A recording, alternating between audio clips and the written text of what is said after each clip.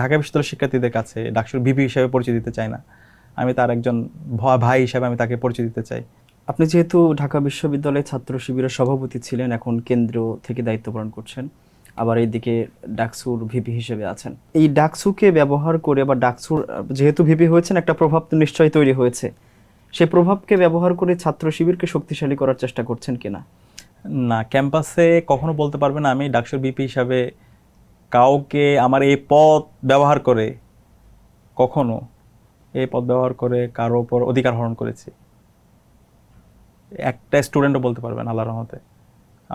আমি বলেছি আমি ঢাকা বিশ্ববিদ্যালয়ের শিক্ষার্থীদের কাছে ডাকসুর ভিপি হিসেবে পরিচয় দিতে চাই না। আমি তার একজন ভাই হিসেবে আমি তাকে পরিচয় দিতে চাই। আমার একজন বোনের আমি ভাই হিসেবে পরিচয় দিতে চাই। আমি আমার যে শিক্ষক তার একজন ছাত্র হিসাবে আমি নিজেকে পরিচয় দিতে চাই। আমার যে সহপাঠী তার আমি একজন বন্ধু হিসেবে পরিচয় দিতে চাই। তো আমরা কখনো অধিকার হরণ করিনি। আমি শিক্ষার্থীদের অধিকার নিশ্চিত করার জন্য, তাদের ন্যায্যতা নিশ্চিত করার জন্য আমরা কাজ করছি। এবং এই ক্যাম্পাসে কখনো শিবিরের এজেন্ডা বাস্তবায়ন সেটাও আমরা কখনো, অথবা অন্য কোনো ছাত্র সংগঠনের এজেন্ডা, আমরা যখন প্রোগ্রাম আয়োজন করি আমি সবাইকে ইনভাইট করি।